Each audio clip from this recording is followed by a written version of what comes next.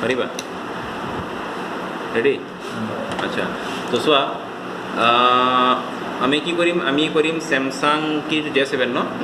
আচ্ছা Samsung J7 আমি আজি ফ্লেশিং প্ৰসেছটো আমি আজি কৰিম ফ্লেশিং কৰিম তো প্ৰসেছ তোমালোকে চাবা ইয়াৰ কাৰণে কি কি লাগিব ফাৰ্স্ট অফ অল আমাৰ ইয়াৰ যোনটো ফাৰ্মৱেৰ হয় ফাৰ্মৱেৰ ফাইলখিনি লাগিব প্লাছ ইয়াৰ USB ড্ৰাইভাৰটো লাগিব আৰু জাস্ট আমাক এটা সফটৱেৰ লাগিব সফটৱেৰটোৰ নাম হৈছে Odin Odinৰ থ্ৰুদি আমি আজি কৰিম ফ্লেশিং কৰিম ওকে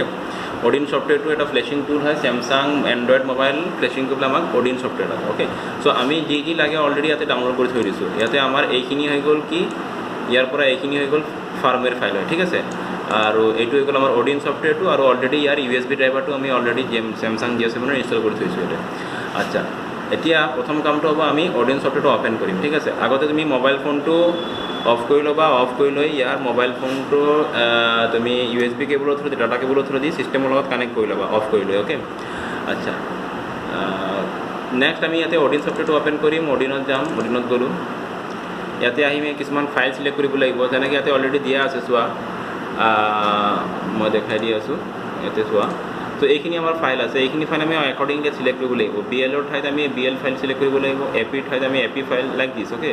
সো মই একৰ্ডিংলি যি আছে মই ইয়াতে সিলেক্ট কৰি দি আছোঁ BL গ'লোঁ আমি BL-ত গৈ আমি BL ফাইলটো সিলেক্ট কৰিলোঁ